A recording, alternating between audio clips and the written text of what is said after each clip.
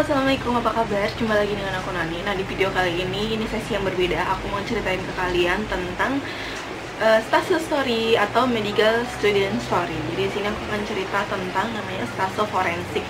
Karena saat aku SMA memunculkan pertanyaan, kalau misalnya nanti jadi dokter, apakah benar nanti akan ketemu sama mayat, dihadapkan dengan mayat, terus kita akan melakukan otopsi. Dan sekarang aku akan ceritain ke kalian supaya kalian ada gambaran kalau misalnya masuk kedokteran, terus nanti di stase forensik, terutama kalian tuh akan ketemu apa aja. Dan di sini aku akan ceritain berdasarkan pengalaman aku selama aku kuliah. Dan hal yang aku ceritain di sini adalah murni pengalaman pribadi aku. Kalian bisa ambil sisi positifnya, dan setiap orang pasti memiliki pengalamannya masing-masing, gitu ya. Dan ini bisa jadi seperti tolak ukur kalian. Apakah kalian lebih jadi merasa tertantang atau kalian malah jadi mundur alon-alon? Nah, kita akan ngebahas apa itu kedokteran forensik, apa yang dipelajari, terus tugas dan ujiannya apa aja, apa itu atau autopsi dan visum, kayak gitu ya. Oke, sekarang dari perdefinisi dulu ya, supaya kalian kebayang apa sih itu kedokteran forensik. Jadi ilmu kedokteran forensik atau kehakiman atau jurisprudensi medis merupakan cabang ilmu spesialistik yang mempelajari pemanfaatan ilmu kedokteran untuk kepentingan penegasan hukum serta keadilan atau pengadilan. Nah, apa sih yang dipelajari selama di forensik? Sebenarnya kita kalau menjadi dokter itu ada yang namanya SKDI, Standar Kompetensi Dokter Indonesia. Nah, di situ nanti ada daftar penyakit atau daftar tindakan, dan di situ ada tingkat kemampuannya. Kalau dokter umum itu sampai mana sih mengerjakannya? Terus kalau dokter spesialis itu yang mana begitu. Jadi ada tahapan-tahapannya. Jadi memang ada beberapa hal yang memang bisa dilakukan oleh dokter spesialis saja, dan ada yang bisa dilakukan oleh dokter umum gitu.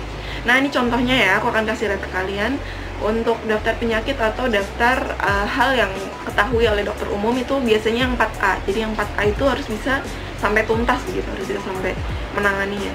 Jadi ada kekerasan tumpul, kekerasan tajam, trauma kimia, luka tembak, luka listrik, dan petir, barotrauma. Nih, kalau barotrauma sama trauma suhu itu kita kompetensinya cuma 2. Jadi pembunuhan anak sendiri, pengguguran kandungan, kematian mendadak, dan toksikologi forensik. Ini aku kasih gambaran aja ya. Ini juga yang lain. Ini untuk pemeriksaannya, ada pemeriksaan mediko legal, pembuatan visum, pembuatan surat keterangan medis, penerbitan surat kematian, dan lain sebagainya. Ada pemeriksaan selaput darah, pemeriksaan anus, deskripsi luka, dan pemeriksaan derajat luka. Nah, untuk pemeriksaan selaput darah ternyata di sini kompetensinya 3, jadi bukan 4. Oke, ini ya untuk autopsi ternyata kita juga kompetensinya 2, jadi kita sebenarnya tidak bisa melakukan autopsi sendiri. Oke, untuk tugas dan ujiannya, jadi dulu waktu aku kelas itu ada target tugas yang harus diselesaikan, yaitu membuat 5 visum ya. 5 visum itu terdiri dari 3 forensik klinik. Jadi 3 forensik klinik itu tuh kayak bikin visum yang korbannya itu korban hidup, bukan korban meninggal.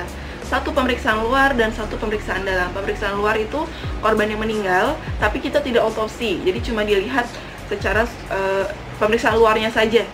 Dari pakaiannya, apakah ada luka di situ, segala kita tulis, kita catat di situ.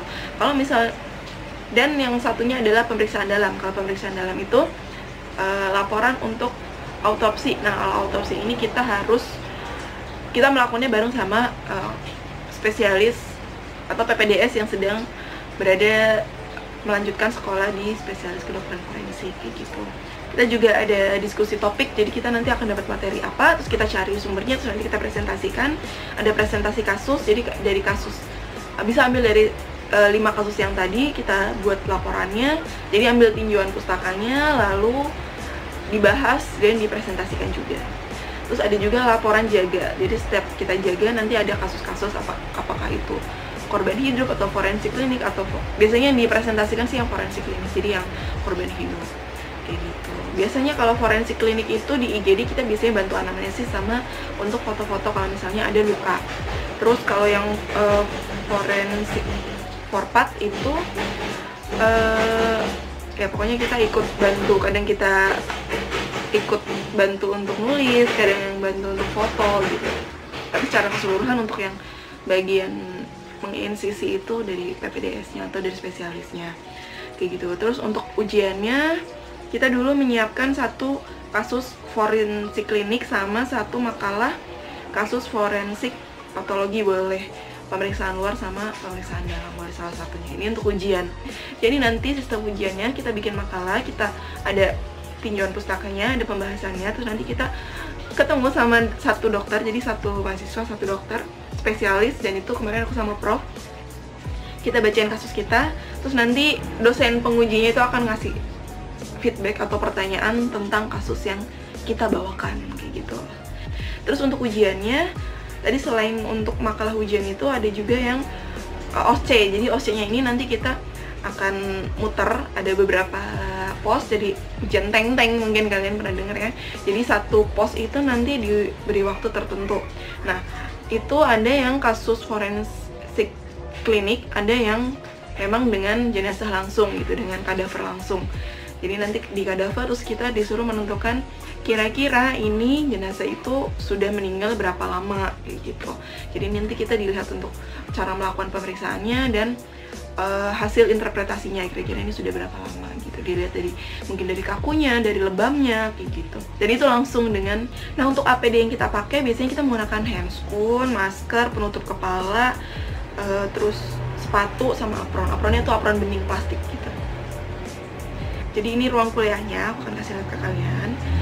Terus ini ada yang kemarin ada yang ulang tahun, kita kasih kejutan kecil-kecil gitu. Nah, ini makalah ujian kasus forensik klinik yang aku buat ya, biar ada gambaran. Nah, ini APD yang kita pakai kurang lebih seperti ini. Nah, untuk autopsi pertama kali ya, dan ini gambaran autopsi, ruang autopsinya juga kurang lebih seperti ini. Jadi nanti ada mejanya itu biasanya dari keramik begitu, terus nanti ada saluran airnya, jadi pas kita ngebersihin langsung disiram, langsung bersih. Ini kalau pemeriksaan luar tuh gambarnya seperti ini ya, jadi kita identifikasi dari bajunya, apa yang ada di kantongnya, segala macam. Dan untuk pertama kali aku dapetin kasus autopsi adalah bayi.